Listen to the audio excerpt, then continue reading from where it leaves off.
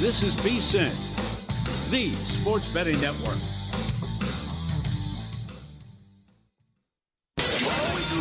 Follow the money. That's what I always say. You always follow the money. Yeah. This is Follow the Money with Mitch Moss and Pauly Howard on VSiN.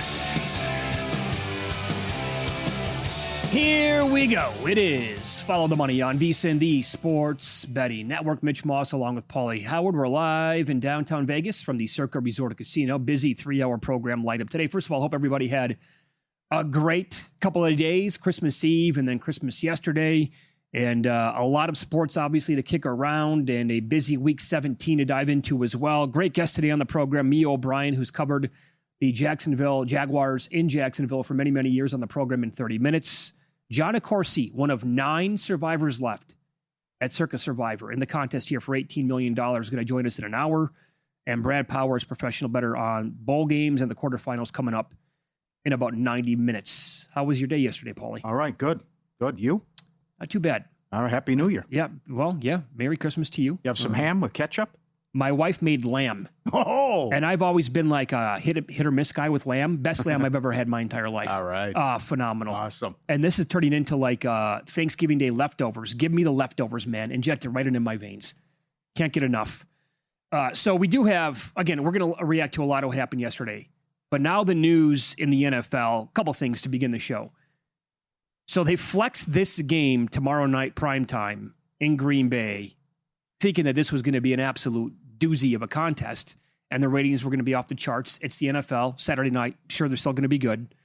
But instead of Lamar Jackson against Jordan Love, we're going to get Huntley versus Willis. Yeah. Love has been ruled out. That's official. Yeah. Well, no reason to play him anyways as you clinch the playoff spot. Mm-hmm. So we'll see how Huntley does for Baltimore with their season on the line, impacts the Steeler game as well and what they do. And that has moved. That's Cleveland down to 3. Good breakdown from McKay when he was in here as well. But the season from hell for Baltimore. And Green Bay still sneaks in there after their issues and all their injuries. So likely to be the 7th seed. But I know you like him a lot. And he's played well when he's been in there. Tip of the cap to LaFleur about how good he's looked. And we'll see if they can keep Henry on the field for much of the game for Baltimore. If they can maybe show up and win this one. So this point spread has kind of been all over the map, now settling in at the moment around 3.5, pretty much across the board, the way it appears on the screen anyway. Total is at 38.5. I'm okay with Willis. I really am. Huntley, I would have preferred the version of him 2 or 3 years ago probably, but in a do-or-die game, not going to get either one of those guys. And you're right, like what does it really mean for Green Bay now that the lines have been eliminated from the playoffs and they're going to be in? And I think this is a what could have been season for both these teams, but specifically Green Bay, because they were the injury monster just would not stop around this team. It's crushed them overall. And then you have that and what's going on out here between the Raiders and the Giants when they play one of 2 late games on Sunday afternoon. That's it. It's that game at the same time as the Bills and the Eagles. Who's going to play in this game? Max Crosby now the latest to be ruled out here for the Raiders. The team made the decision. This is on the heels of them shutting down Brock Bowers for the season yesterday, placing him on IR. Yeah. And I was thinking when the news first came out today that both Evan Neal and Andrew Thomas on the offensive line, certainly Thomas now ruled out for the Giants. I'm like, well, this is going to be a huge game for Max Crosby.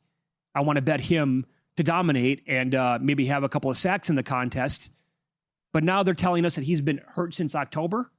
I mean, the BS is getting pretty deep out here in Las Vegas between these two teams and this game anyway. I like the Giants, but this is the worst game in NFL history. It's 2-13 against 2-13 and the first time ever both teams come in on a 9-game losing streak. The Raiders have been in this spot many times and go out and win for whatever reason and blow it. But the Giants were in this position last year and decided to win and upset the Colts with Locke. But the Raiders are coming off a strong performance where they hung in the game and almost pulled a huge upset.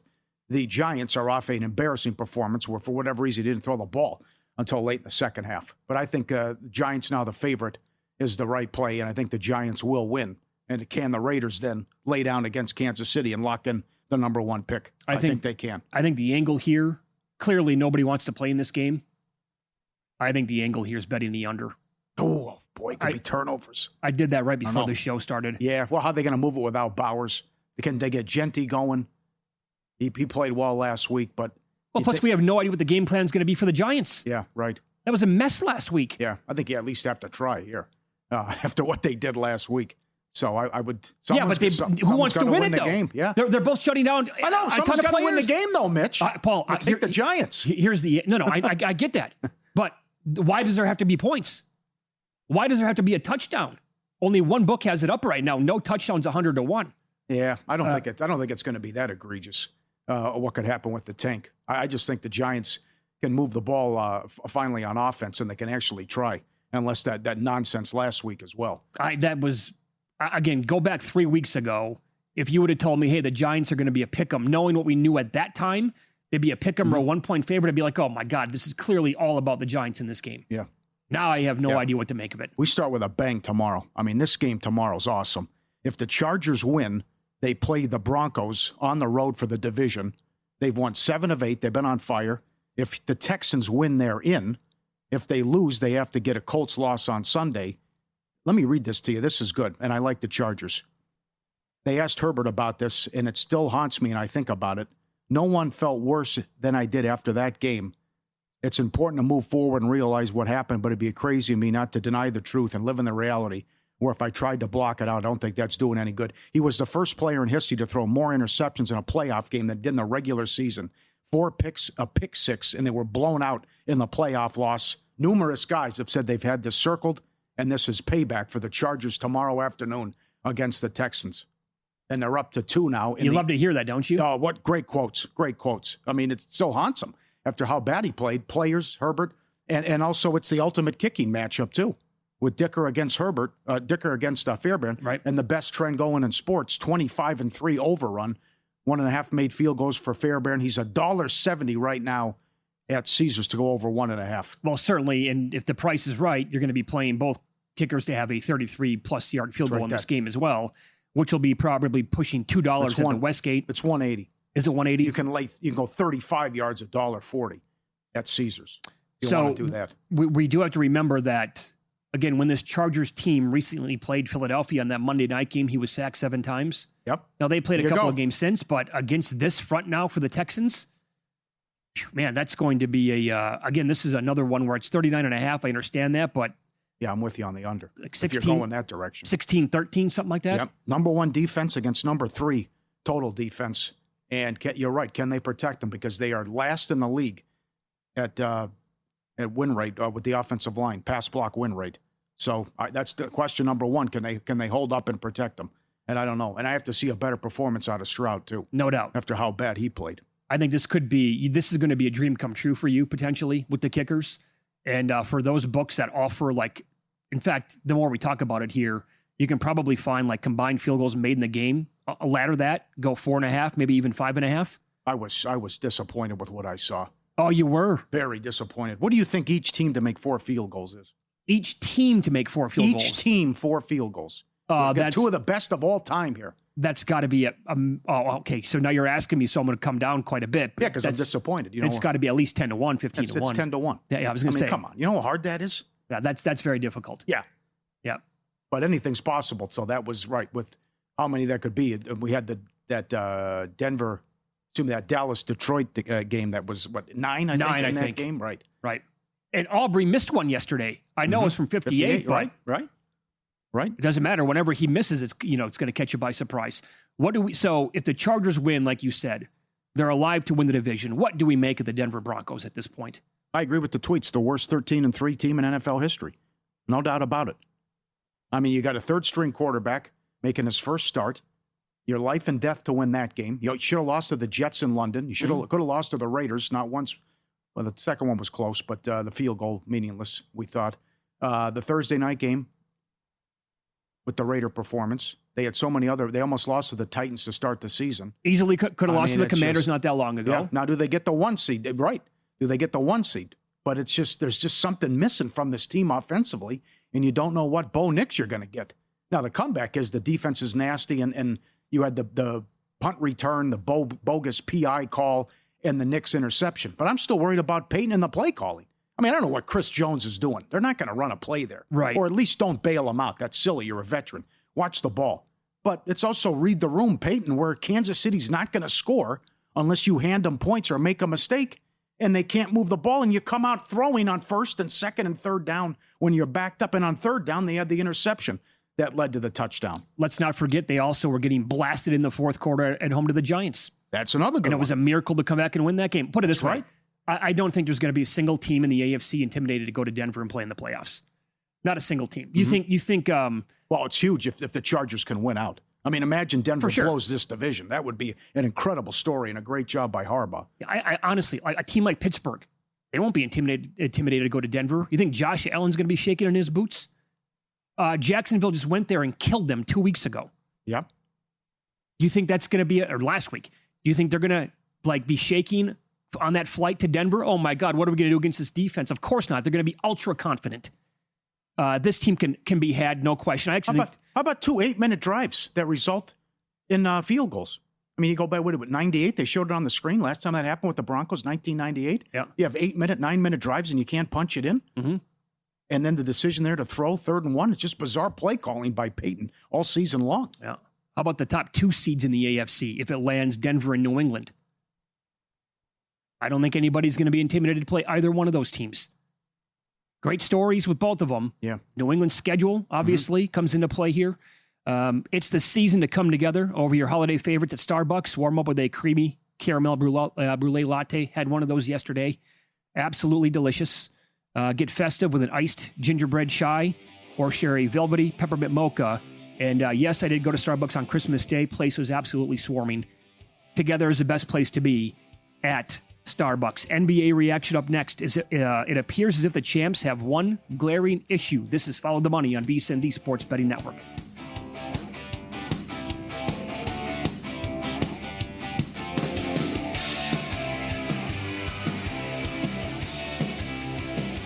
So you're listening to this podcast because you want an edge. But what if I told you you're only halfway there? You've got the mindset. Now it's time to get the toolkit to match. Here's the thing. Pro bettors spend thousands on data and tools, but what they don't want you to know is you can get the same edge for a fraction of the cost with VSiN Pro. With VSiN Pro, you get access to expert picks, public betting data, prop projections, powerful tools, analytics, and more. Tap the link in the description and see why thousands of bettors are already using VSiN Pro to cash more bets.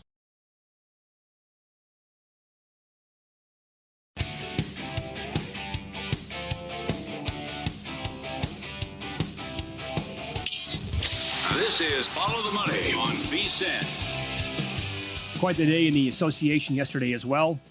On Christmas Day, biggest storyline. Joker, obviously, with that kind of a triple-double is absolutely crazy. The Lakers getting pounded, that's nice. But what's going on now with Oklahoma City, specifically against the Spurs? Ugly. So they are now, remember, this turned into, they were like favorites to win 70 games. The number got all the way down to like 4-1 to win the most games of all time, 74. They've now lost 4 of 6. They're plus 174 at FanDuel to win 70 plus games now. Bottom 10 offense over the last 2 weeks and 3 of those games against the Spurs. And they were manhandled yesterday against San Antonio. This is with Wemby coming off the bench. I mean, if they meet in the playoffs, the entire narrative is going to be what happened in the regular season. Yeah, with the Spurs doing whatever they wanted essentially to this team. Well, the bench has let them down. And this defensive game plan of leaving Caruso wide open, who was 2 of 12 from 3 and hit 1 late. He was awful.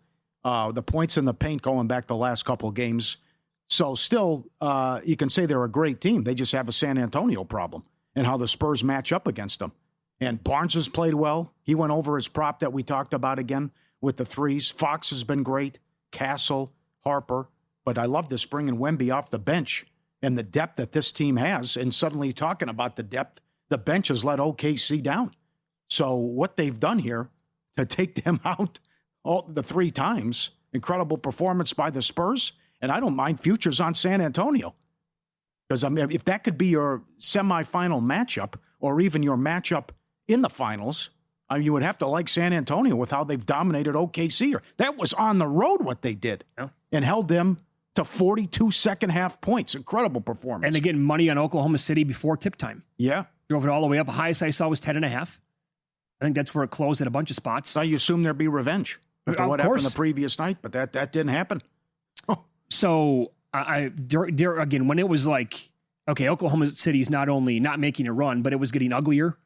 and the largest lead was expanding by like every possession, I started to shop around for numbers on the Spurs just to win the West to see what it was like.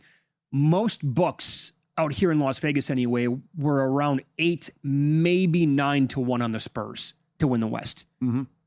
Boyd/FanDuel. Again, this is second half. They are pounding Oklahoma City for the third time in 2 weeks. They had 18 to 1. 18 to 1 to win the West, 20 to 1 to win the title. Because you figure that it's going to be an absolute gauntlet to come out of the West. Although beating a team like the Knicks is going to be, Knicks got them in the cup, yeah. For sure. That's not going to be an easy thing to do. Knicks are good. So I had to pound 18 to 1. Yeah. 18 to 1 to win the West. I wish we would have been live on the air yesterday to talk about that, because now that number's been wiped out and they're down below 10 to 1. Yeah, good number. But if you still happen to see like a rogue book out there with anything, I would say, Paul, 10, 12 to 1? Yeah. Absolutely still worth a bet. Mm-hmm. And no doubt, because they continue to get better and better every game and every week. And these young guys are really playing well, and they're well coached. And you got the freak, the alien, who can change a game. So a lot of books also offer odds on NBA Finals MVP.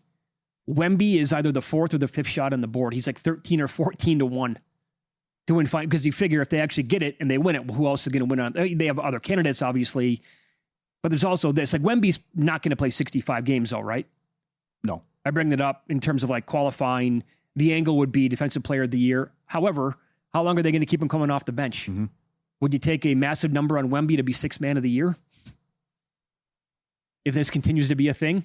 Yeah, I'm sure he's not even offered on that. I just thought about it right now when we're live on the air. I haven't even looked. Well, we're not even to January, and you wonder if it's only down to 2 guys for MVP. It has to. Well, that's the other thing. I mean, what SGA does every single night, but then while people went to bed, Joker had 56, 16, and 15. You got to be kidding. I mean, he's just the best player in the world. He's just like Michael Jordan again. He should win it every year. 56, 16, and 15 in one of the craziest games. They were up 12 with 4 minutes left. It goes to overtime. Minnesota led by 9 in overtime. Mm-hmm.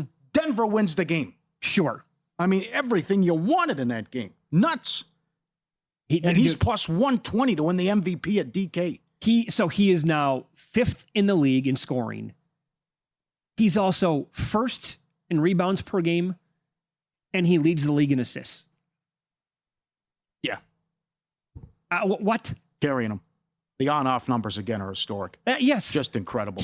And they've had injuries, and they can't defend, and still they win games, and we'll see what their record's going to be when it's all said and done, if they can get a top 3, top 4 seed. I get it. SGA is absolutely phenomenal. I mean, if Joker plays 80 games, whatever, 75 games. Got to be Joker. It has to be. She should have won it last year as well. Yep. And there's also what happened with the Lakers. And now, based on what happened, you're going to hear from J.J. Redick, their head coach, coming up here in a second. But based on what happened in that game, and they were taken out by the Rockets, but the reaction from NBA media after that was they have to make some trades, and they will make some trades before the deadline. I don't know what it's going to be. I don't know who they're going to add. But it's not going well right now. And this is, like, anybody watching can tell that there are issues with this team, including their head coach, J.J. Redick, again, who was not happy afterwards. Prove all these things when you can't practice enough. Well, we practice them all the time. It's not, again, it goes back to what I said the other night. It's a matter of making the choice. And too often we have guys that don't want to make that choice. And it's pretty consistent who those guys are. And so Saturday's practice, I told the guys, it's going to be uncomfortable. The meeting is going to be uncomfortable. I'm not doing another 53 games like this. Very good. Yep. Make them run till they puke. I think they have a good team, a good roster, rather. He talks about effort and lack of defense, and that's what happened. They were having a great season, and they were a fun story. They got blasted by the Spurs at home when they thought they were coming out here to play OKC in the Cup. That happens. They're a great team. And then this 3-game losing streak where you've had injuries. Reeves has been out. Luka left with an injury. You're trying to get LeBron back in and work him in the mix, but they've had back-to-back-to-back no-shows. And you're supposed to get a good effort at home on Christmas after getting blasted in Phoenix, and he called you out, and it didn't work.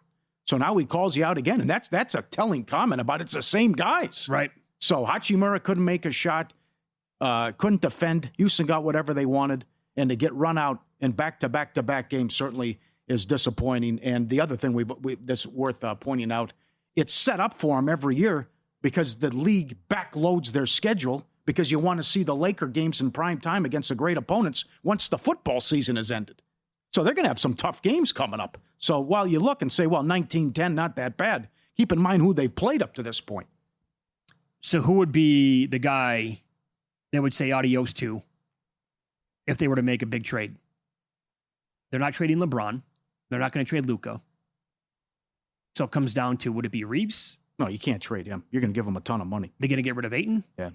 I don't know. What are you going to get for him? There'll be another organization that punts on him. I don't know. I can't imagine you get much. I don't think you can do anything. I just think you run it back and say, this is our team. This is who we are. And what we're gonna, okay. Pretty good roster. And we just got to, if it's lack of motivation and defense and effort, then that can be fixed. It can. But you also have to get healthy too. And you've had Reeves and Luka banged up. The other thing, I don't think you can make a case. How many games are they going to win? So even if Luka averages 36-6 or 36-9-9, I mean, him being the third choice, I don't think they're going to get enough wins, especially when you're comparing him to Joker in SGA. Oh, yeah, that's fair. We also have a bowl game kicking off they're calling it a 4:30 Eastern kickoff time, 1:30 out here. We'll see how close it's going to be, but it's Minnesota taking on New Mexico in the Rate Bowl that we have. The big storyline here, Pauly, is that PJ Fleck, of course, 6-0 in bowl games straight up, 5-1 ATS. Now, I do agree with the line move with the total. It has dropped from 40, I think it was as high as 49.5, now to 44. It was 43.5 earlier today. And Minnesota's down to a 1.5 point favorite as well. They're not a very good football team overall. I don't know what you want to say about New Mexico. Great story with Eck. Good story. Yeah. Yep. 9-3 overall. Yep. But how much stock I think this is probably something here that Fleck is very proud of, and he wants the unbeaten streak to continue. Well, it's like Whittingham, all those years at Utah with his incredible bowl record. Right. So you want to back the Gophers? I think that's a good angle with Fleck. How about the Whittingham news? This came out of nowhere. I thought he was just going to ride off into the sunset, and that's it. And now Whittingham going to Michigan. Yeah, I did not see this one coming. Wow. What do you make of it? I got to see what Brad Powers says, because there were concerns. Brad Powers was hearing whispers that he had shut it down the last couple of years at Utah. Well, I think had a foot out the door. It looked like that anyway. Yes. Right? That goes back to at least, as you said, at least 2 years ago. He did a good job this year, though. They had a good team. Maybe this will be like a B12 shot for him as well. Yeah. I mean, if Whittingham you can't was... half-ass it, though. Oh, no. You can't come in and half-ass it. This is Michigan now. If this was 40-year-old Kyle Whittingham taking the Michigan job, he'd be like, oh, my God, that's a home run hire. Yeah.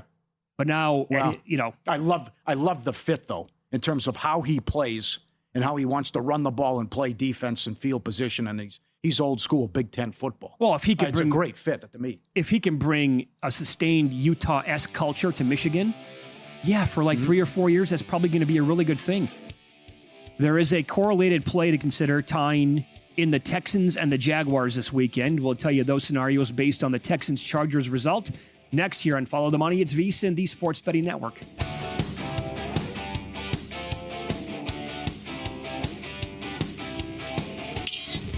This is Follow the Money on VSiN.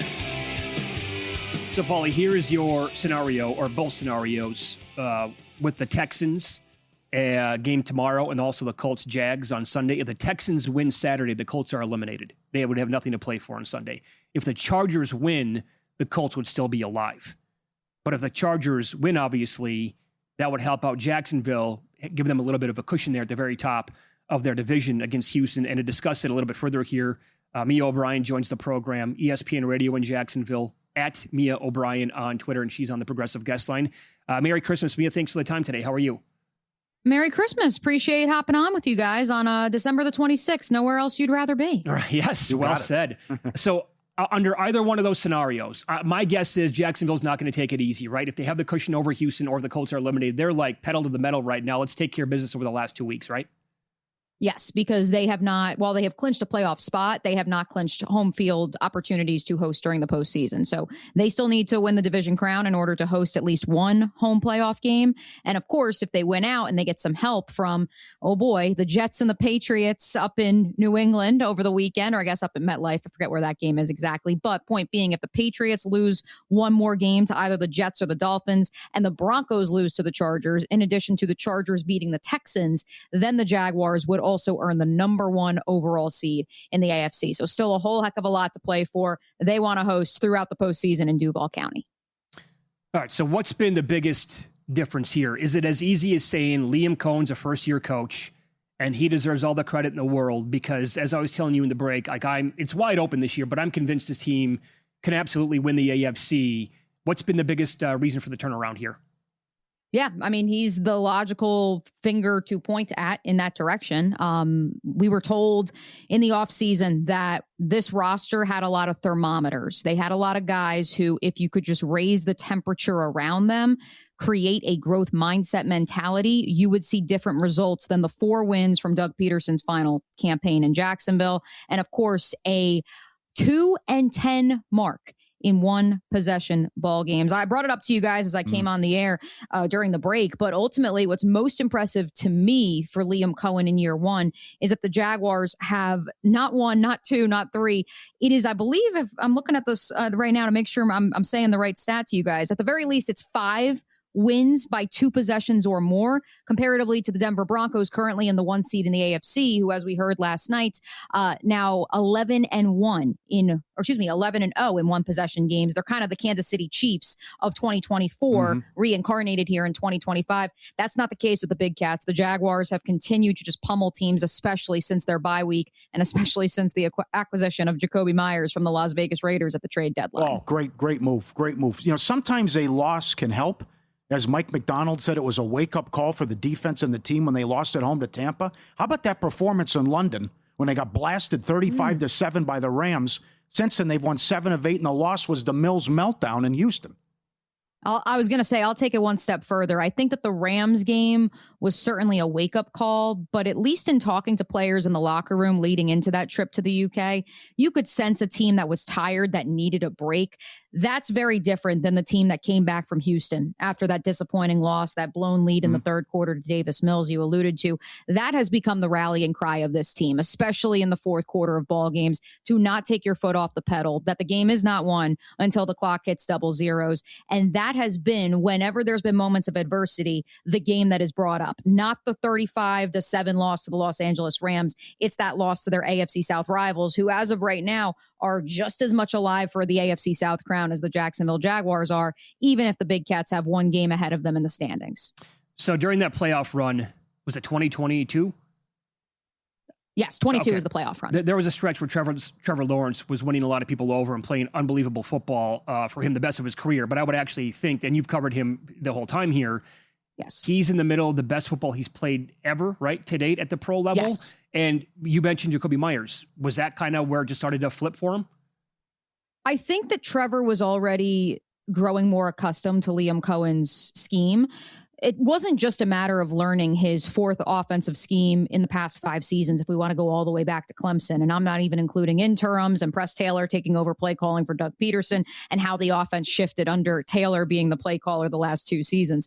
I think that even more than just the Jacoby Myers acquisition and the scheme change, it was that Trevor went to Liam Cohen early when he arrived in Jacksonville in January and said, I want to change my footwork, and there's other nuances of my actual physical performance that I need to change, that I wanted to change in years past, and it just never came to fruition. And so I've likened it, and you can take the analogy as it is, I've likened it to Tiger Woods when he made the decision after winning the 1997 Masters tournament to adjust his swing, accepting that for 18 months he may not win a single tournament, but when he came out on the other side of it, he would win the Tiger Slam.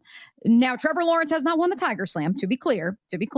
But at the same time, I think you're already starting to see way earlier than many of the quarterback gurus around the National Football League who I spoke with said we'd expect to see. You're starting to see the fruits of the labor of that shift that he had in his actual mechanics, let alone the offensive scheme, which, yes, absolutely benefits from the acquisition of Myers from the Las Vegas Raiders.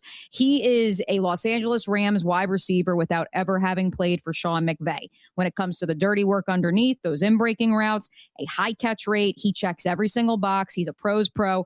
My favorite anecdote with Jacoby is that when he first arrived in Jacksonville, I asked him who he was most excited to play with.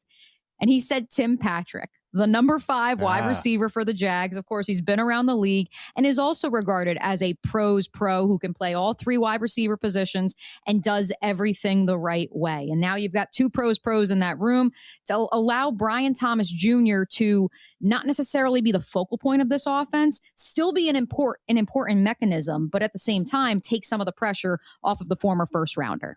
Do you expect them to move the ball and get what they want on Sunday with this great run that Lawrence has been in? And you see that they get Sauce back, no Buckner, but how the Colts have struggled defensively and how bad they looked Monday night. Yeah, I expect the Jaguars to really place yet again another emphasis on running the football, something they really haven't done great as of late. They've run it enough to be a multiple, to be an offense that can threaten you through the air and on the ground, but they haven't reached that apex of that 190 plus rushing yards like they did against the Los Angeles Chargers back in November in quite some time. And so that has really been a point of emphasis from Liam Cohen and the coaching staff throughout the course of the week. And I think they're going to be able to run on this Colts defense that, while I know Lou Anarumo is going to shore things up from Monday night, it kind of looked like, with all due respect to Gus Bradley, it kind of looks like the Gus defense, the cover 3 we saw the last few years when the Jaguars and Colts squared off, and when you would see those soft spots in the zone that Trevor Lawrence was really able to capitalize on. If you go back through, boys, Trevor Lawrence, statistically speaking, EPA per play, if you go through the top 10 games of his career, at the very least in the top 6, there are 3 games against the Indianapolis Colts. So I do anticipate they'll be able to move the ball more. I'm also curious that Sauce Gardner is really going to go with a calf strain after just 1 full practice in the last 3 weeks, after what we saw from Daniel Jones the last time these 2 teams played, let alone Tyrese Halliburton in the NBA Finals Game 7. I understand the Colts have their backs against the wall and a 3% chance to make the postseason, but if I was Chris Ballard and Shane Steichen and the Irsay sisters, I'd be stepping in and saying, let's protect the player from himself. That's just me. Probably not going to have Charvarius Ward, I'm assuming, either. And so to that point, that says to me, yes, the Jaguars should be able to move the ball if they continue to play the way they have the last month in particular. Now, having said all of this about the team, if the playoffs started today, they would host the Buffalo Bills. Is that the worst case scenario for the wild card weekend? No, because I think that the Bills defense has proven time after time that you can run on them and you can throw on them. Josh Allen certainly presents a challenge. James Cook certainly presents a challenge. But even with Jordan Lewis now on the injured reserve list for the rest of the year, I would take my chances with the Jaguars corners, maybe not household names, but I would take my chances with them going up against you and me as the wide receivers for the Buffalo Bills, because last I checked with Keon Coleman and Gabe Davis, coaches' decisions not to play. I mean, Khalil Shakir is a good player, but at the same time, he's one guy. And the tight ends have been up and down for the Bills throughout the course of the season. And the Jaguars have gotten better after that 3-touchdown performance by Brock Bowers in their first game back from the bye, going up against tight ends. They must have heard me complain on every single program from ESPN Radio to Action Sports Jags. I just kept lamenting about out in the right flat, a tight end or a wide receiver just scooted out there. Take all the room you need. They got the memo there, and they've started to shore up the short passing game from their opponents. And so, yeah, I don't think the Bills would be an awful matchup by any stretch of the imagination. And when you talk to people in the building at the Miller Electric Center, they'll tell you they do not care who they have to play. They've proven that through their 11-4 mark so far this season. They will play anyone and anywhere. Just roll the ball out. Quickly here, like 10 seconds. The best number anywhere on Liam Cohen to win Coach of the Year is here at Circa. They're in 5 different states, 9-1. Worth a stab in your opinion? I'd sprinkle it depending on what happens the next 2 games to Ben Johnson and the Bears and Mike Vrabel and the Patriots. If those 2 teams have a loss or 2, yeah, I'd absolutely sprinkle a little bit on the head coach of the Jacksonville Jaguars. Follow her on X at Mia O'Brien TV. Superb job as always, Mia. Again, happy belated Christmas. Have a great weekend. Thanks for the time. Right back at you, boys. Happy New Year. There you go. Mia O'Brien on the Progressive Guest Line, ESPN Radio in Jacksonville. Up next, Win Some, Lose Some. You won't believe what Turpin did. And also Addison. Pauly's going to share the numbers with you coming up on Follow the Money. It's VSiN, the Sports Betting Network.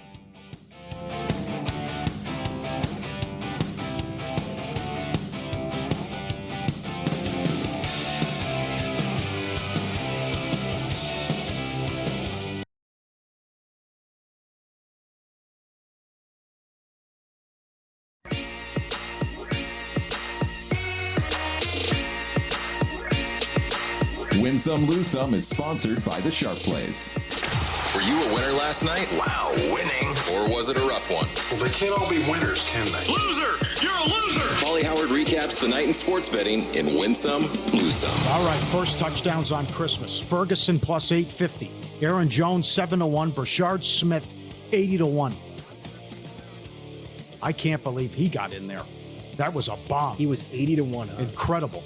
All teams to have a touchdown and a field goal on Christmas, 4-1. Fewest points, Lions, 14-1. How bad was that? 6 turnovers. The Vikings had 51 yards passing. Won the game. Fitting way for that team to bow out on the season. What were they to finish in last place? And now Green Bay probably sits people. The Vikings can go over their win total and close on a 5-game winning streak. I'm well aware of this. I brought that up 3 weeks ago. No, yeah. I'm going to reiterate it. It's crazy because they win again as a 7.5-point dog. Most rushing yards on the day. Bill, Krosky Merritt, 35-1. Rodriguez got sick. Opened the door for Bill. He was huge. Most receiving yards. How about this? Turpin had 1 catch. He led everyone. He wasn't even, I didn't even see him offered. He was 70-1 at BetMGM in just the Dallas game. Just to lead in the Dallas game. On all 3, 1 catch, 85 yards. That doesn't. That held up. Oh, that's got to be the first time that's ever happened. That's nuts. It's like Addison had 1 carry, but had the most rushing yards in the Viking game. Yeah, was he listed anywhere? I can't imagine, right? I can't imagine. Turpin anytime, 5-1. Tesla, 5-1 as well. Addison scores and the Vikings win plus 950. Vikings money line, 3-1. Cowboys did it again. 15-1 overrun in the first half. Every Dallas first half has gone over but 1. Well, again, that's incredible. Is that a record? Has any team ever gone 16-0 in the first half? No. I doubt it, right? Someone went 14-2. Yeah, and it was a couple 13-3s. No turnover in the game, 10-1. Dak 300 yards plus 175. Field goal each quarter, 6-1. That also got there in the Denver game. Both quarterbacks 30 yards each quarter, plus 750. Spurs money line plus 330. Brunson 6 plus 3s, 10-1. I thought the Knicks were going to cover. Oh, they were down 17 in the fourth quarter. They were at the line up 4. They were getting, Cleveland was covering the entire game, winning the entire game pretty much. And that's the exact thought that I had is, oh my God, if you can't cover with the Cavaliers today, just stop doing whatever you're doing and don't even pay attention anymore. Well, I love their bench. And who knew Kolek would be so good? Kolek and Clarkson and what they've done, the big additions. Yeah. That's awesome. Subscribe, be part of the team, vsin.com, our radio and podcast friends. You always want to see these tweets and videos at Pauly Does Vegas on Instagram. Send them in. We'll put you on. Luke, send this one to me if you can. This is help. Dogs Helping Humans Out compilation. Here coming in. Look, give them the knuckle bash. That's awesome. Here, the dog's in the car. The car breaks down. They have to push it, and the dog gets out to help. The other one was the dog with the pup cup and giving up the high five. There's the dog going outside and bringing the groceries in. Look at this. It's incredible how smart they are and helping out. What's this guy doing? He's going to grab a beer. Oh, yes. He's opening the fridge, grabbing a beer, giving it to the owner. And is this guy sweeping? What's this guy doing? I couldn't see what he was doing there. Oh, that's right. He was tipping the accordion. Oh, very good. Thanks, Luke. The gal gave him $1, and he gave it up to tip the guy and put it in his cap as he was playing outside. Rapid fire. These are great. I'll put these up later at Pauly Does Vegas on Instagram. You always talk about this. Be careful who you put in prime time in standalone games. The Commanders went 0-8 this year, standalone games. Oh, yeah, I know. 8 standalone games they got. Lost them all. I can't imagine they covered yesterday, but how many of those did they cover overall? I think it was another good question. Love this one. New Year's Eve. That time of year. New Year's coming, right? I love this one where the guy the dog thinks that the door is open. The door is closed, but the door is open with the sliding door. And the owner has to come over and make believe like, it's already, come on in, buddy. You're okay. You can come on in. It's open. And you have to fake pretend like, okay, now I'm going to open it. See? Okay, now I opened it for you. Come on in. Okay, good. That gets me every single time. Oh, he doesn't know that. He can't figure that out. And number 9, chasing its own shadow. Not a poor guy. Looking up against the wall. Trying to bite it. It's like with the faucet, with the Mirage, where the guy's trying to drink the water. coming off the wall. Very good. And the bad beat Cavs money line up 17 in the fourth quarter, and they couldn't close it out. Before the line moves, sharp plays already there. They don't just follow the market, they help shape it. You're not going to outsmart billion-dollar books of full-time sharps on your own. With the sharp plays, you don't have to. Advanced AI, trusted insider sources, active across all sports. They deliver the serious edge bettors rely on, free reports, alerts, and market-moving insights straight to your inbox or X-feed. SharpPlays.com. Trusted by pros, monitored by the books. Stay ahead of the line. Visit SharpPlays.com. Well, until we had the very good game on Christmas Eve between Hawaii and Cal, a game that went over the total. Unders were pretty much the story in college football in these bowl games. Again, the rate bowl right now between Minnesota and New Mexico. By the way, outstanding jerseys by New Mexico. Like a teal-colored jersey overall with white numbers and kind of a red trim on it. Looks fantastic. What was that basketball movie with Will Ferrell?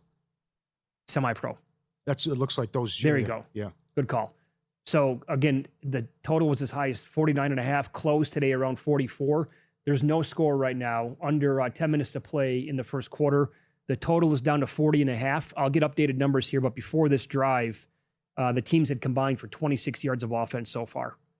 And New Mexico finally has their first down of the game. 40.5 I know it's under 41, but the way this game is trending, wow, that's a beautiful hit, by the way. I like the under in the game. Now down to 39.5. Paul, you love live betting this stuff. Yeah. I don't know. Maybe this is going to be like a 10-7 game. That's exactly how PJ Fleck, I think, would want to play it, by the way. Done deal. Woodingham, 5 years, Michigan. Did not see that coming. Well, was he even on the odds board anywhere? Wow. No, I didn't see it at all. No way. It was Fish.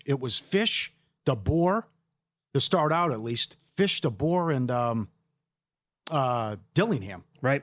And they were jumping around about who the favorite was. So he signed a 5-year deal. Take a guess how old Kyle Whittingham is. I would have been way off on this. Way off. What do you got? He's 66. Wow. I would have guessed like 58. Yeah. 60, 61 tops. He's 66. 5-year deal. I hope it works. Mm-hmm. But I'm like you. I mean, he looked like he checked out two years ago. Yeah. I'm interested to see what Power says. It'll be good coming up. Oh, beautiful run here by the New Mexico quarterback, by the way. All right, so they're, I think, maybe beyond midfield right now. Okay, about 8 minutes to play now in the first quarter. 46 open the total in the Green Bay game, down to 40. 38.5 now. 30, damn. That's Willis against Huntley. It's official. The other thing, it's not a lot of hardcore analysis, but I find it hard to believe that we're going to go in Saturday night and we're going to know every single playoff team and everything will be wrapped up in a piece of cake, right? If Houston wins and the Packers win, we know all 14 playoff teams. That's it. I mean, when's the last time we didn't have any real drama week 18? Right. Think about that. Yeah. What would they do then for the Sunday night game?